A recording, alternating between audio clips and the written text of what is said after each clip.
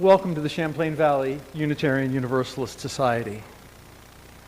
We recognize that CVUUS meets on the unceded land of the Abenaki people.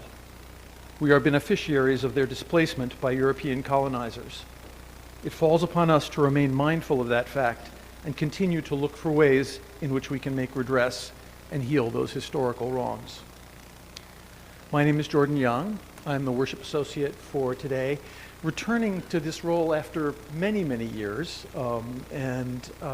it just struck me as we were singing here what a privilege it is to be up here looking at all of you. And I strongly urge any of you who have any kind of desire to find a way to get yourselves behind the pulpit so that you can share this experience. It's amazing and heartwarming. Let's see, if this is your first time with us, there are a couple of things you might want to know. We have yellow cards which we use to share joys and concerns. So these will be collected during the offering and read from the pulpit. So if you have something you want to share, this is a good way to do that. There are pink cards for those who would like pastoral care but don't want to do it in a public way. Those are out in the back. And there are hearing assist devices back in the sound corner at the back right-hand corner of the sanctuary. You can get one of those. People seem to like them. And finally, if you're here for the first time and you enjoyed today's service, come back next week. I can guarantee you it will be different. And for all of us, this is a good moment to remember to put your phones into worship mode.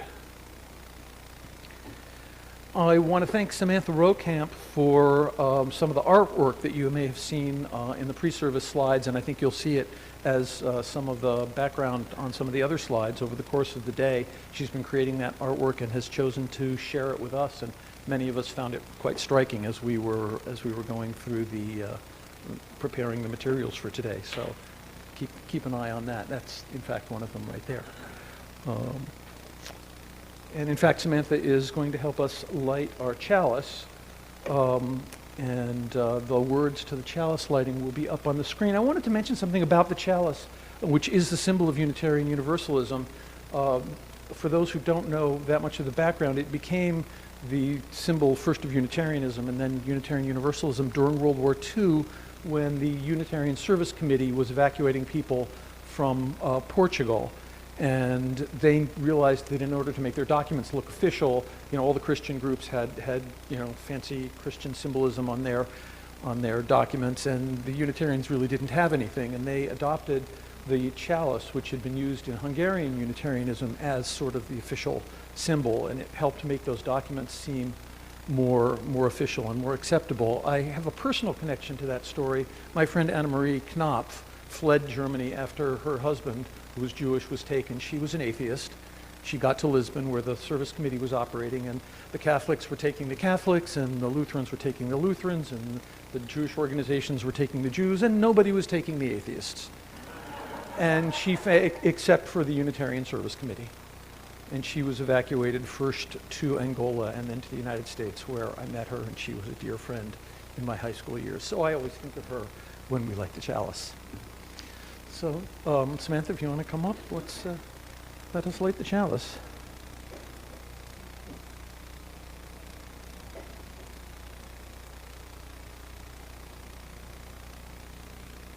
Please join with me. Symbol of light and knowledge, symbol of warmth and freedom. We light this chalice as a symbol of our faith. We gather here to celebrate hope and the infinite possibilities of love.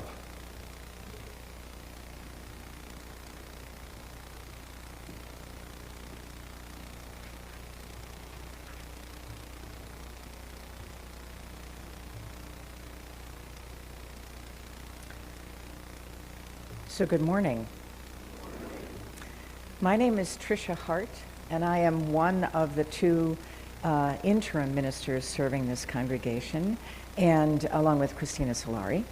And I've been not here for 4 weeks, and there are a whole bunch of you I haven't met yet, which is an awesome thing to notice when one is gone for a few weeks. So I look forward to meeting many of you after the service.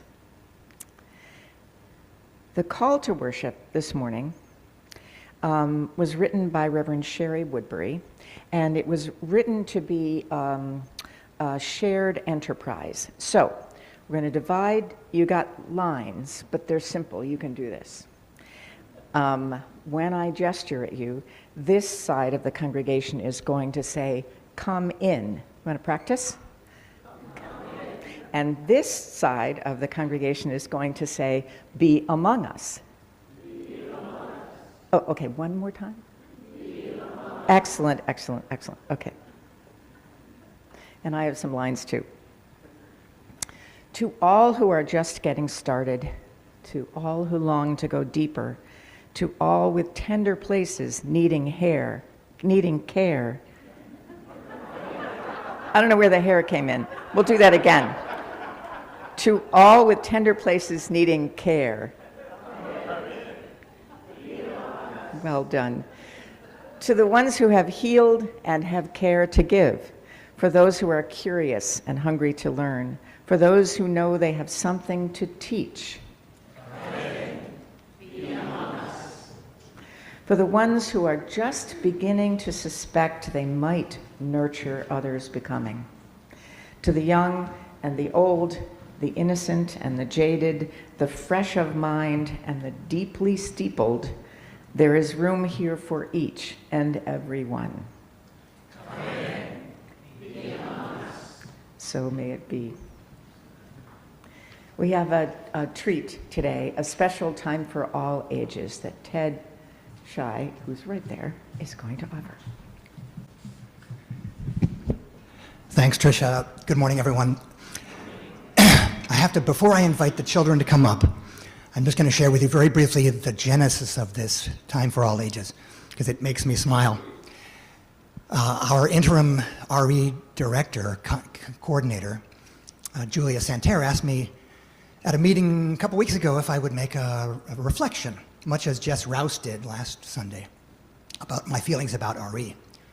And then both Abby Sessions and our minister, Tricia, as they are apt to do, threw down the gauntlet and made a challenge. They said, "Ted, maybe you could combine the reflection that you were going to do with Time for All Ages." So I picked up the gauntlet, and here we go. So I'm going to invite those children who are here. If you'd like to come up and sit in front of me here, you may. I find that this story I'm about to share is pretty exciting for me, and the more closer I am to the storyteller, very often it gets even more exciting. But you can stay where you are if you want. That's fine. First of all, I have to say happy Groundhog Day. I was disappointed to find out that we have 6 more weeks of winter. I was hoping for 10.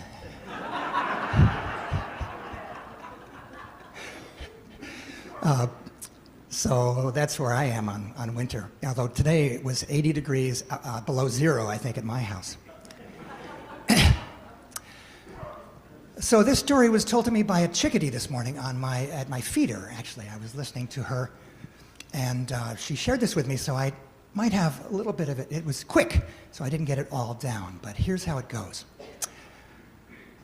Once upon a time, not so long ago, a young family moved into the valley. It was a dad and a mom and 2 kids. And they had moved to the valley from a big city to a state kind of like Vermont, the valley was, and the county was very much similar to Addison County. And the town they moved to was pretty similar to Middlebury, actually. And this particular story has lots of coincidences. So if you hear some, you can wiggle, you do a little microwave if you want with your finger, or you can do what I do in my classrooms when I'm visiting them. We do a sort of like, I can connect with that, okay? So anyway, this family moved, and for the first couple years they were living in the valley. They were looking for a church, a place, a spiritual home, and they tried all the churches in the area, I think. And some of them were too small, and some of them were a little too big, and they couldn't find the one that was just right. And some of them were too cold. The people were not very friendly. And then some of them were too warm, and the people were kind of like desperate. And they tried lots of different churches. They tried them all, and then they heard about this small, newish church that had just started in the valley, and they had driven by it, and they had, in their covered wagon, they had a carriage and a covered wagon, they went by it, and they noticed that if you blinked as you went by this little building, that you'd miss it. It was so small. And if you happened to look at it, you would say what this family did, and that was that it doesn't look very interesting. It looks kind of not like a church. But they said, what do we have to lose? So the next Sunday they went to the church. They parked their carriage with the horses in the parking lot, and they went inside, and they were warmly welcomed at the door. And the kids happened to see some of their classmates from school. So that was a good thing. And they went downstairs, and the parents, and so it was a down sort of a dark, musty stairway, down into the basement, which was, I think, dark and musty too. And the parents went straight into the sanctuary, if you could call it a sanctuary. And the parents didn't remember, as they reflected back, much about that service, except that the people were friendly, and the topic was interesting. They felt like the values expressed in the service were pretty close to their own. And then they met their kids at the top of the stairs at the end of the service, and the kids were kind of stone-faced. They didn't reveal much. And they got into their carriage, and just before they headed out 3 miles to their home, the mom turned to the kids and said, "What do you think? How did it go?" She kind of had a worried look on her face, and the kids were solemn. And they said, simultaneously, they said to their parents, "Mom and Dad, next weekend you can go to another church if you want, but drop us off here." Similar to what Jess talked about last week. And so they kept coming back, and they came back for years and years, and the mom got involved in a leadership role in the church, and that little church that was up the street on the corner turned into a big church, bigger church, and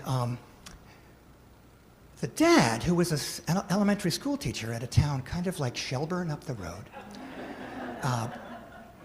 thought to himself, he knew in his heart that a church, the very lifeblood of a church, the heartbeat, even the survival of a church depends on a strong RE program.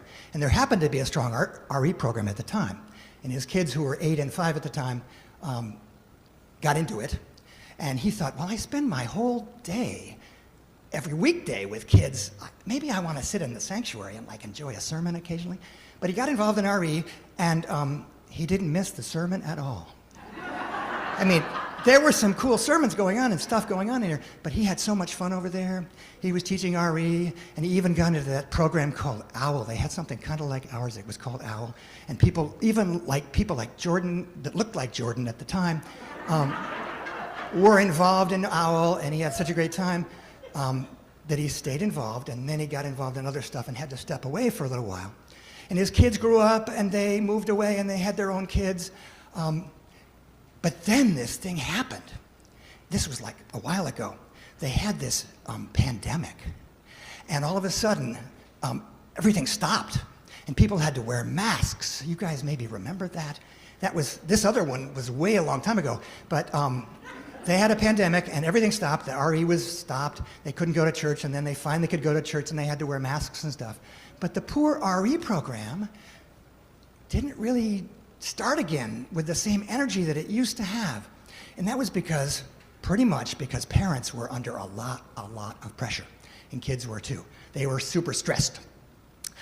Okay, so I'm wrapping this amazingly exciting story up quickly here, that back then, the RE director decided to sort of institute or constitute a council, sort of.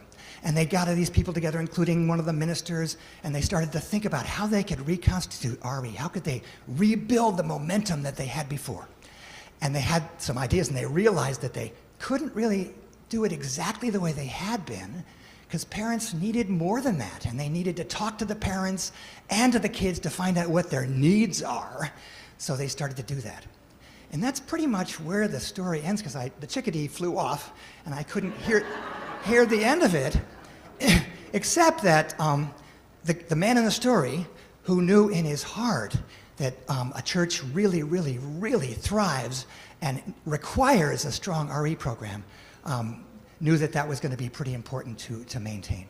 So sort of a happy ending, I guess, but that wasn't the exciting part. The exciting part of this story happens right now.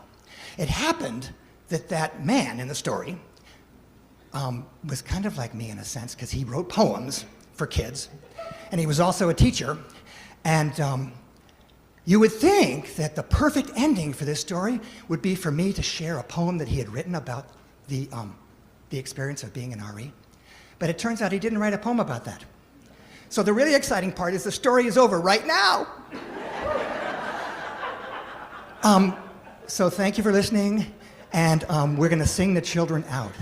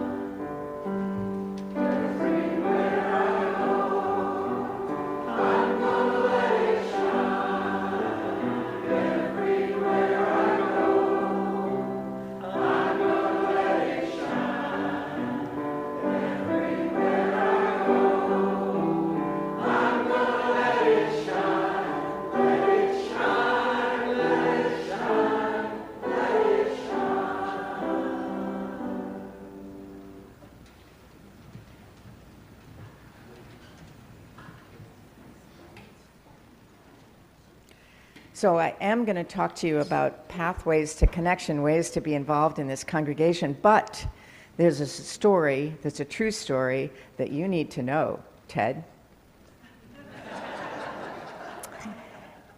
You all remember who Norbert Čapek was? He was the minister in Prague, which was then in Czechoslovakia. And he and his wife, Maya, grew this large congregation, and one of the things that they did during their ministry was to create the ceremony that we refer to as flower communion, and that we still do. Well, and that's just one of Norbert Čapek's gifts to us. But the story is about Norbert and Maya Čapek, who were he was a Baptist, and he left the Baptist church, and then he was something else, and then he came to the United States, and he was thinking about becoming a Unitarian Universalist ministry. He hadn't yet. And, but it took a while for them to get their visas to go back to Europe. And they were staying in New Jersey for what turned out to be a number of months. And they thought maybe they should try a church that was near them, but they, were just a little tired of checking out churches that weren't really perfect. So they had 3 children, and they sent their children out to try different, isn't this amazing? And a thing that you would get, criticized for today. But they sent their 3 children to the different churches in this town where they were living, and the children came back after the service every day, and their parents said, so what was it like? And they did a little critique, and then they would send them to a different church the next week. And the parents were, I don't know, staying home, drinking coffee, reading the paper. I'm really not sure. But one of the churches that they went to was a Unitarian church in New Jersey, and the children came back and said something similar to what the kids in the story said, which is, you can go where you want, Mom and Dad, but that church that we just went to, that's where we would like to be. So it's a good thing to remember. There are many ways of being involved in this congregation's life, and I hope that you don't skip the backside of your order of service any Sundays, because it tells you some of these ways of being involved. The things that stand out for me on this are the contra dance, which is coming up Valentine's Day weekend, not next weekend, but the weekend after on Saturday. These contra dances are famous, and you really ought to check it out, even if you don't know anything about contra dance, because you will learn. Gather needs hosts and welcomes guests, and there are ways of finding out more about that. Who's here today that can talk about Gather? Look at all these hands. Good. Thank you.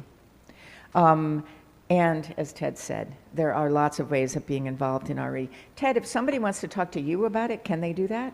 Yes, they can. And Julia, yes. There are opportunities to be involved in efforts, more than one, in the community that exists now and that are being formed to be supportive to the migrant workers in this community in this very, very difficult time. So don't wait to find out more. I also want you to know that next Sunday, February 9th, is the official kickoff for the combined annual and capital campaign that's going to be happening over the next month plus. It's called Roots and Wings. You will hear lots more about it next week, and you will be, if you haven't already, you'll be getting letters about it. You'll know what it's about. But the thing I want to talk to you right now is the luncheon, the celebratory fun luncheon that's planned on Sunday. Sorry, I was just reading Ellen's notes to make sure that I had this right. So, Roots and Wings is the theme of the service, and so this is a potluck, of course, and what I want you to think about is root vegetables and carrot cake. I'm not quite sure, where are the wings in this? We're gonna have to, figure that out. Oh, right, we're gonna have turkey wings, sorry, not chicken wings, turkey wings, that's right. So, Ellen Flight, right back there, raise your hand, says that we are all to think about these foods. A heap of mashed potatoes drizzled in butter, good grief. Matchstick parsnips roasted with herbs, sliced fennel sauteed with lemon and fresh parsley, tiny sweet onions baked in a light cream sauce, sauces, cubes of rutabaga or turnips roasted to a golden brown. Think about those things. We need your help. We're looking for at least 6 more people to bring a dish featuring your favorite root vegetable, but apparently we already have plenty of beets, which is a wonderful thing to think about. We're also looking for 1 more person to make a carrot cake that is either in a bundt pan or 13 by 9, so in other words, not a small cake. We also need someone who can climb a ladder to help hang decorations sometime on Saturday, and folks who will help with cleanup at the end of the luncheon. So Ellen Flight is the person that you should talk to sign up for or ask questions about any or all of the above today, or via email.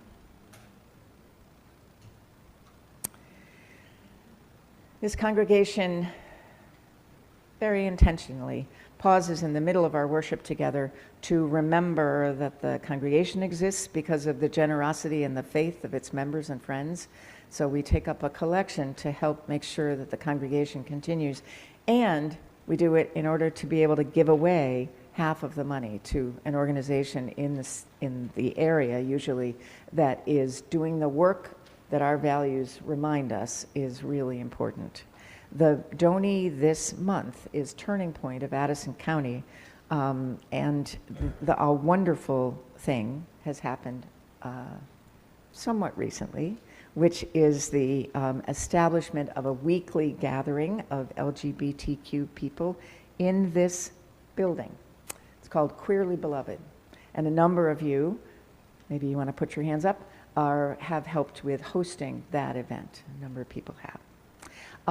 Tom Morgan, our community minister and intern minister this year, did a short video about this relationship between Turning Point of Addison County and this congregation. And rather than my saying more, we thought we would show you a little bit of that video today.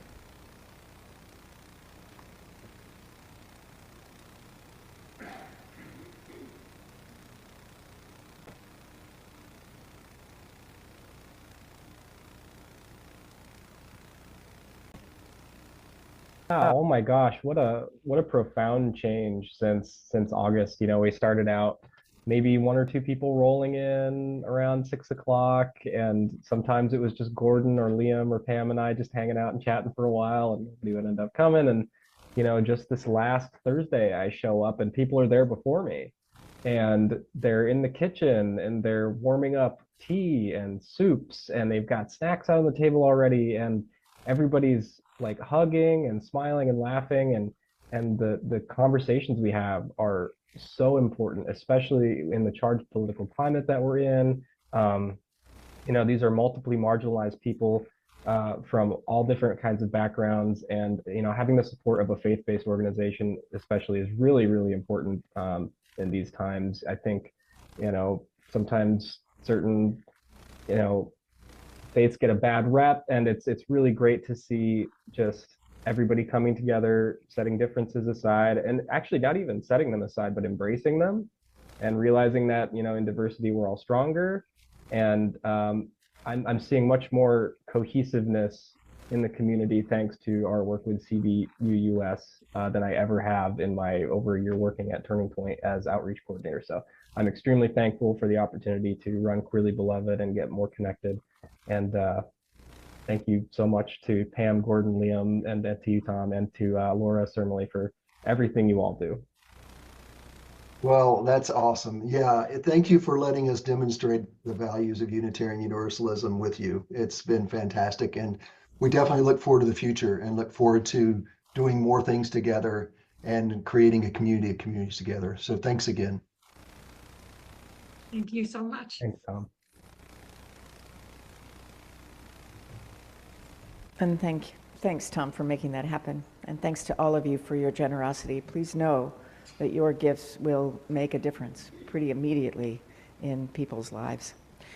This morning's offering will be taken and received gratefully. And I just want to remind you, especially if you are a new person, that as the offering concludes, there's an opportunity for you to greet each other in song and gesture and look when we sing From You I Receive. So when everybody stands up and starts turning and looking at each other, you can do that too. This morning's offering will now be most gratefully received.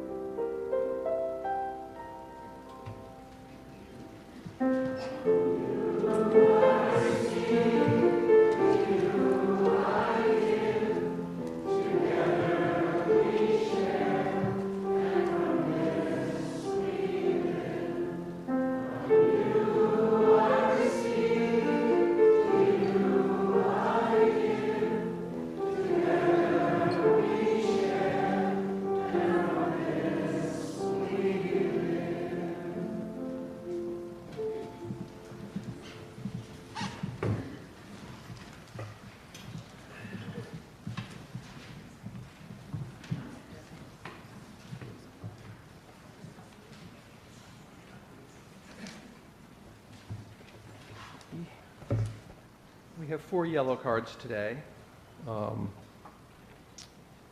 Let's see, let's start with the celebratory. We have wonderful visitors, says Marnie Wood, brand new and some we just haven't seen for a bit. And here they are today. Welcome. From Elio Farley. I was hoping that he was going to put in a card for this because otherwise I was going to have to just make it up. I graduated from Middlebury College yesterday.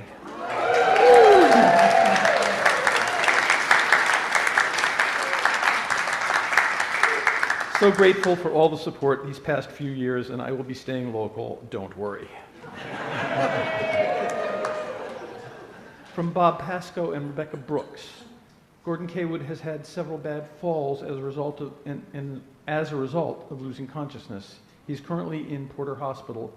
Please keep Gordon in your thoughts. And he's apparently back at Eastview, so that's hopefully a step in the right direction. And from Margy Young, we ask that you hold in your hearts the mothers, fathers, partners, and friends of those killed in the crash of Flight 5342 in Washington. The loss of their loved ones sends ripples over the whole country, and their loss is in some sense the loss of all of us. Please join us now in a moment to meditate on those joys and concerns and the joys and concerns that remain in many of our hearts unspoken.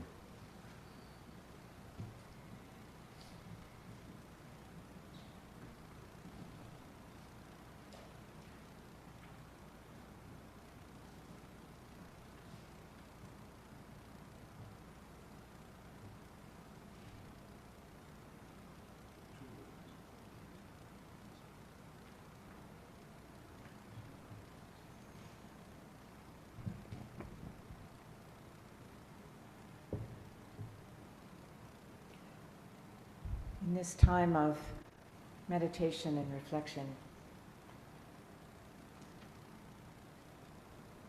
I'd like to add a prayer for those who are entrusted to guide and manage the programs of our government in our names. May we hold them all in our thoughts and hopes, those elected, those appointed, those hired, and those serving in our military in these extraordinary times of change and fear and confusion and grief. May all of them and all of us trust and have faith in the best of our country's values and work together, not just later, but now, to make the world better and kinder and safer for all. Let us remember them as our fellow human beings in our thoughts and our prayers, in our social media posts and our calls and our letters to those who represent us.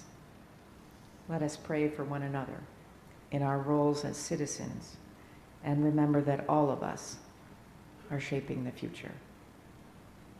So may it be.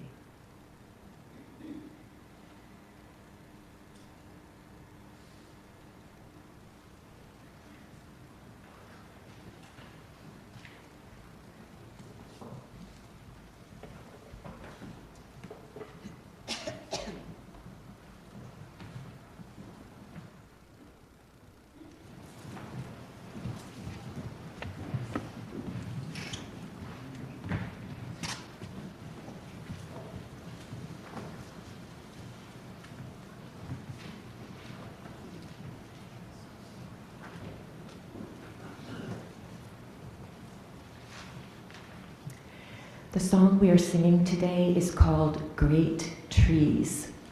It's a poem by Wendell Berry, music set by Peter Amidon. And I think yesterday was a perfect example of the trees demanding our attention in how they collect the snow, and it's just so beautiful. And in thinking about this month's theme of inclusion, sometimes it's hard for us to be inclusive or to feel that generosity of spirit. And when that happens, noticing the spiritual presence in nature can help us open up our hearts. So this is Great Trees.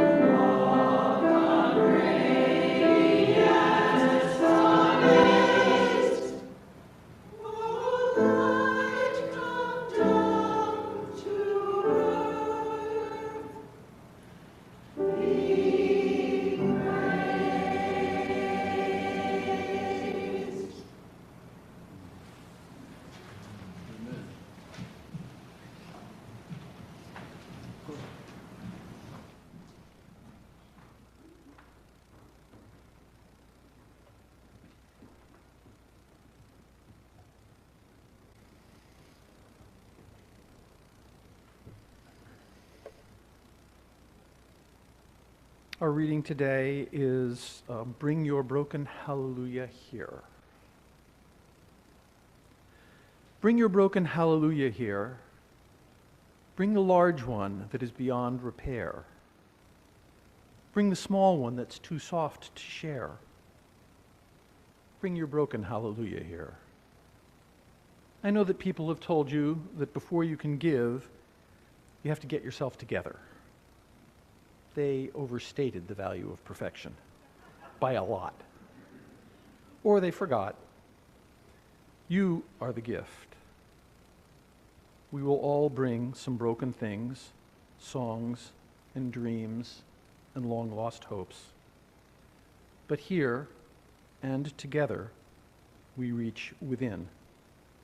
As a community, we begin again. And from the pieces, we build something new. That is work that only you can do. We wait for you.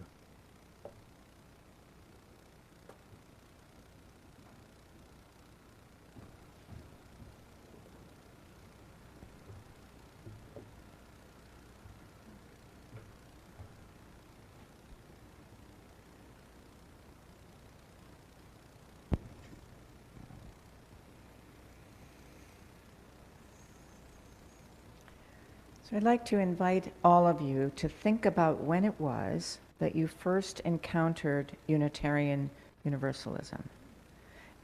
Actually, and especially, when you decided that this religious tradition might be a place for you. When was that? What were you looking for? And what made you stay?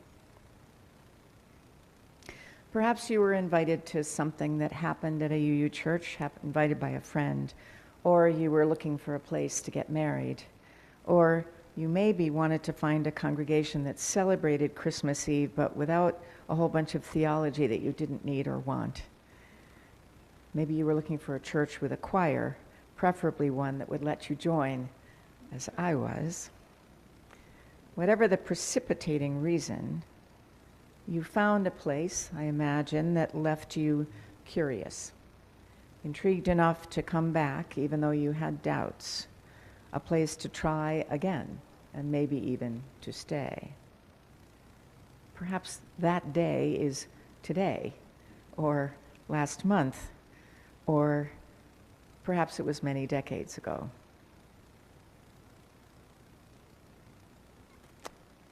Which makes me think of Don, a person I knew in a congregation that I was serving outside Cleveland. I had the honor of knowing Don for a number of years and also of leading his memorial service after he died rather unexpectedly. In that memorial service, I'm quite sure that we told this story, because it was a story that Don always told about that church. Don's parents were some of the founders of what was then, this was the late 1940s, the newest Unitarian congregation. The merger hadn't happened yet, in Northeast Ohio. The historic First Unitarian Church of Cleveland, which had been downtown, was moving east of the city, and they wanted to start or help to begin a congregation on the west side of the city, where there were lots of busily growing suburbs in those decades right after World War II. Don at that point was in junior high, and every Sunday his family arrived early at the service, and Don's job was to set up rows of folding chairs that they had brought in the back of their station wagon from their house in the space where the congregation at that point was renting. For a while it was a library, for a while it was a Masonic hall. There's a pattern here some of you might recommend. I'm sure that there were other people who set up chairs too. But to hear Don tell it, he was responsible for creating this temporary sanctuary with all those chairs. And at the end of the morning, putting them all back in the car to bring back again the next Sunday. Don's parents wanted a liberal, creedless church where they would meet like-minded people. Don wanted that too as the decades went on, but what he cared about most when I knew him was the building, which was a home for him, for his family, and for their friends. Don, in fact, grew up to become, to have a career in building buildings in a variety of ways. And Don served on every finance committee and capital campaign team that congregation had over the succeeding decades as they got going. West Shore Unitarian Universalist Church, I'm sure Becky knew this, and its buildings were part of who Don was. There are many stories like Don's from those years after the war. If we think about the decade of the 1950s, did anybody arrive in Unitarian Universalism that far ago? 1950s? All right, good. It was a time in this country. Our nation was recovering from the war, was growing into prosperity, at least the white majority population was. Many men went to college, as my father did, on the GI Bill, got good jobs, got married, grew families. Our congregations in those years were filled with children. And frankly, I think many mothers who were pretty glad to have an hour away from childcare on Sunday morning. Many of them worked in the RE program, but not every week. So the buildings, the congregations featured classrooms and curricula, and eventually directors of religious education who actually got paid. The 1960s were a little different. Anybody arrive in the 60s? So you can argue with me later if I'm getting this right, because this is before I arrived, but Unitarian and eventually after 1961 Unitarian Universalist churches in that decade were deeply impacted by that time of liberation and upheaval, civil rights, women's liberation, the Vietnam War. That church in Cleveland, on the west side of Cleveland, came into its own in that decade. And they understood that they were focused on justice. They worked on fair housing. They actually learned about redlining and what had happened to create the suburb that they were in. They worked on what we would now call women's reproductive justice. I don't know what they called it then, but I do know that after the service on some Sunday afternoons, there were actually pregnancy testing clinics with advice to young people, young women. And there were so many youth in that congregation with plans to change the world. It was in the 1960s that the UU Fellowship in Charleston, West Virginia, where I was before I went to Cleveland, that decade they formed a fellowship, and many of their members were attracted to that UU Fellowship by its non-hierarchical structure. That was a congregation run by its members for the first 30 years, with only an occasional minister dropping in for a while. I'm going to jump ahead to the 1980s, the decade that CVUUS began. I'm not going to try to capture all of the reasons that the founders of this society had for bringing this congregation into being. There are many here in this room, and they can tell you the stories themselves. But I know that wanting this to be a place that would be a home for families, for children, for parents to get together with like-minded people. A congregation that would emphasize, and still does, lay leadership in collaboration with the minister. Perhaps some in those years were motivated by the fact that you wanted your children to have some exposure to religious ideas and morality, to learn about living a good life, though you yourself had developed a distaste for organized religion of any kind. I will admit to you, I'm describing myself. I also became a Unitarian Universalist in 1986, and I'm pretty sure that's how I would have described myself. I actually, I've told some of you this story. On the day that we went to the congregation in Yarmouth that became my religious home, and we had told the kids that we were going, I woke up that morning and felt physically ill, head to toe. I had a headache. I thought I was maybe going to throw up, or I had a fever or something like that. And I thought, what is this about? And I realized that was all anxiety about going to church. Some of you may know what I'm talking about. So how many here found Unitarian Universalism in the 1980s? Some place or another. I did skip the 70s, so I'm going to do it now, Rosalie. 70s, how many of you?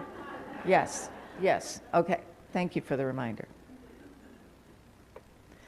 So perhaps you believed then, as I did, that religions could grow beyond creeds and dogma and guilt and shame, and help people grow into their full selves, whatever that might be.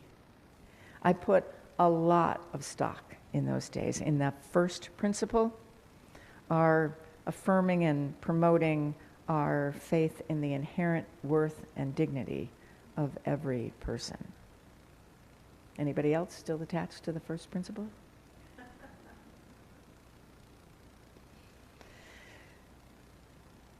Our particular religious tradition is, and always has been, I think, based on a few timeless values. We change the words every few decades, but I believe that values that we now name love, justice, generosity, interdependence, equity, transformation, all of it with love at the center, I think those ideas have always been with us, have always guided our tradition. But the world, the context and the challenges of life are changing around us, and so I think does the practice of our faith. Not the values, but the way we live them out in order to meet that context, the opportunities and the challenges in front of us. Congregations change, as they should. In the 19th century, our Universalist ancestors struggled to live life believing this radical idea that they were brave enough to bring forward, which is that God loves all beings, that all could be and are forgiven, that salvation was not the problem that religion needed to solve, that the worst thing was how human beings made hell for one another, and that that's not inevitable. The Universalists said that out loud. They left their Baptist and Methodist congregations and they said that stuff out loud. And for many of them, it actually put their lives at risk.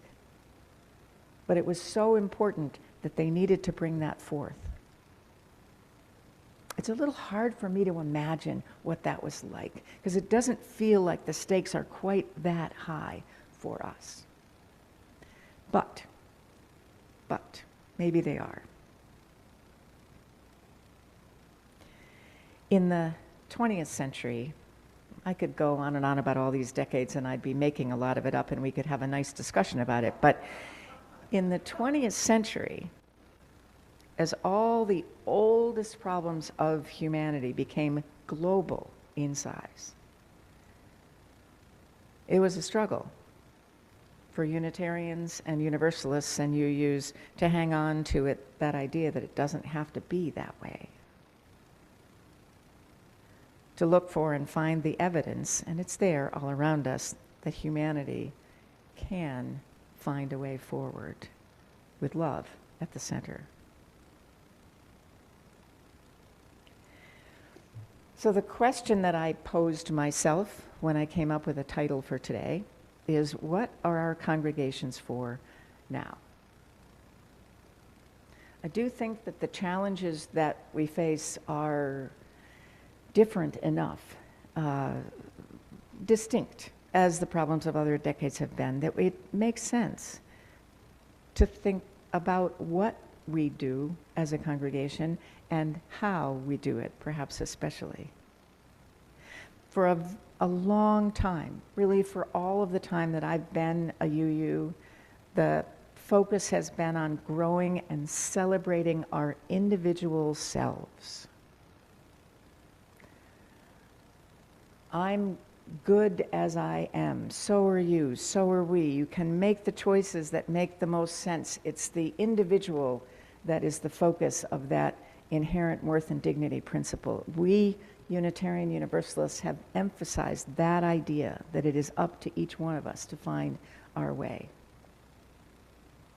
And I think that that idea has the power to lead us astray from an idea that is harder and more compelling and more important, which is recognizing that we really and truly are all in this together. Not just those of us in this room and all the other like-minded people, but all of us are in this together.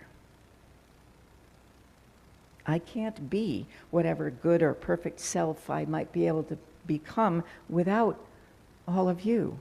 Neither can you. So maybe our congregations now are for incubating the good people here and all around us, and growing through that sharing and inviting and including process growing ourselves in the process. I think maybe that changes everything. And we don't know how to do it yet, but we're trying. This month's inclusion theme is a challenge, I think, to us. Because what the heck are we including?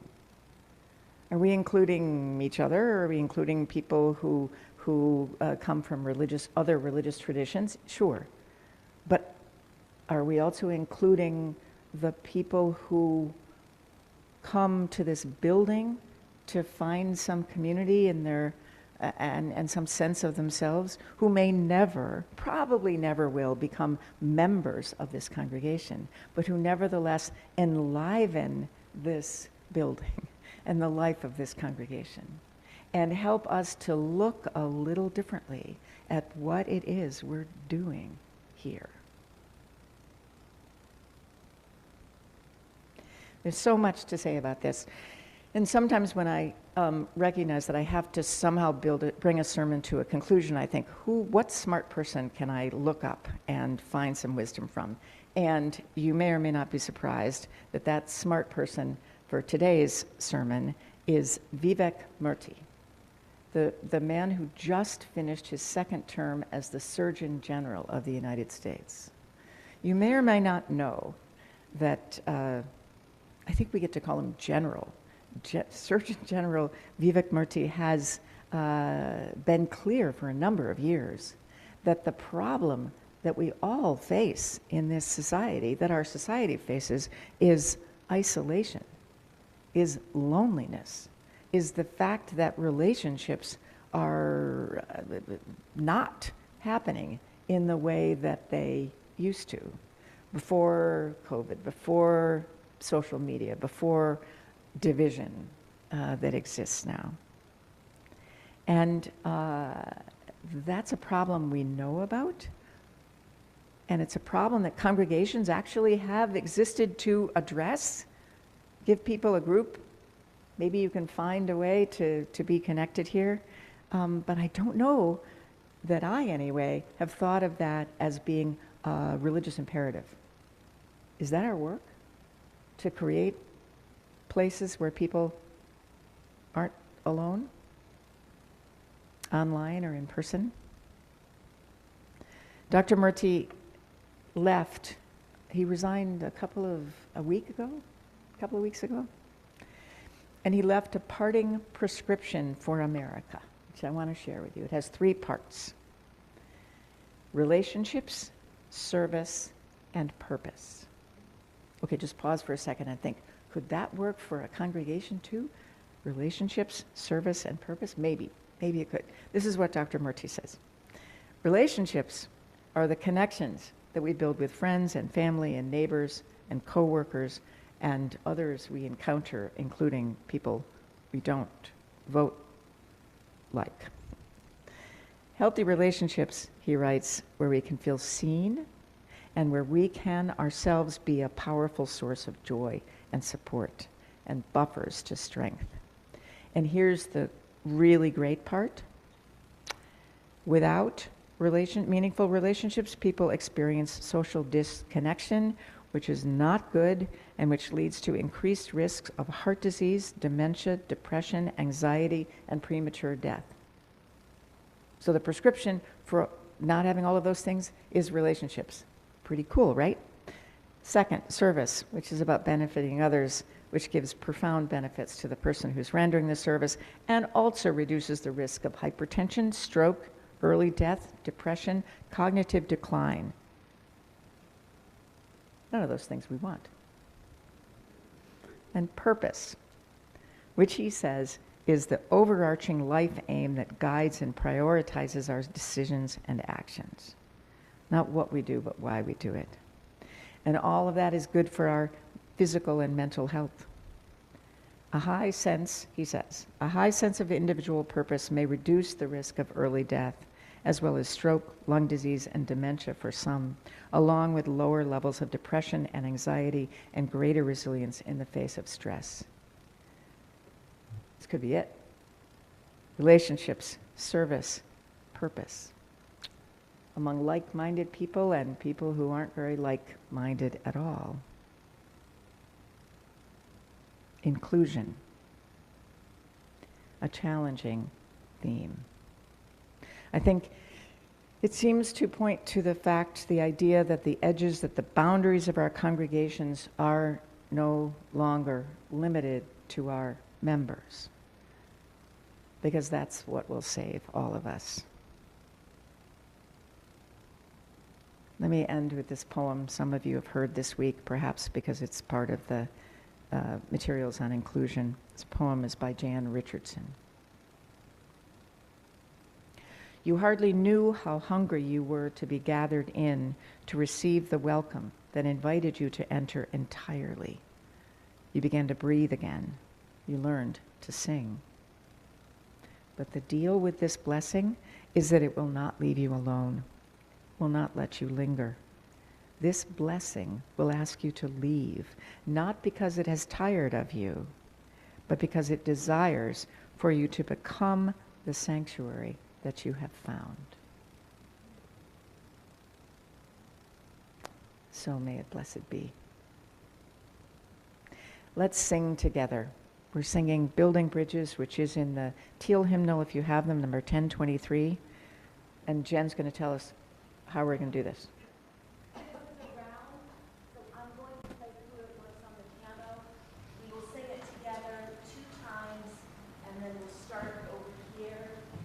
Begin the round, we come in second, sing it 2 times through as a round. Okay, 2 times in unison and 2 times as a round. We can do it. Would you rise in body or spirit?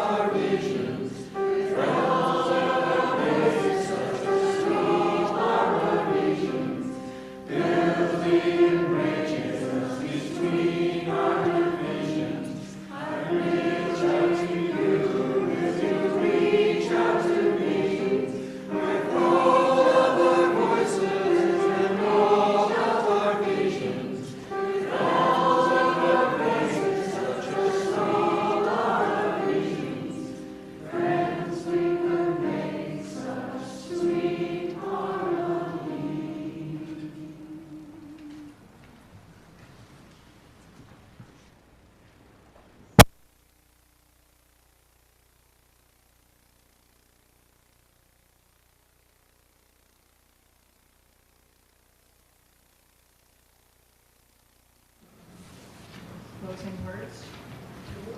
No. Sorry. Jordan.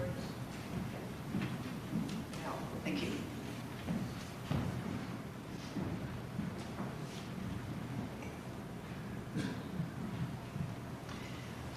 Closing words this morning are from the Reverend Tricia Youngblood, a friend of mine from years ago. She calls this Arms Outstretched Singing. May you be invited to the party. May you be asked to dance. May you be amazed to learn that your own precious heart already knows and leaps to the song. And in this moment, whirling in the expansing affirmation of all creation, embodiment of the divine's boundless love, may you turn and face the door, arms outstretched to sing in wide welcome the ever-changing song of togetherness to those who have yet to discover that they too belong here. As I extinguish the chalice, will you say the words with me and each other? We extinguish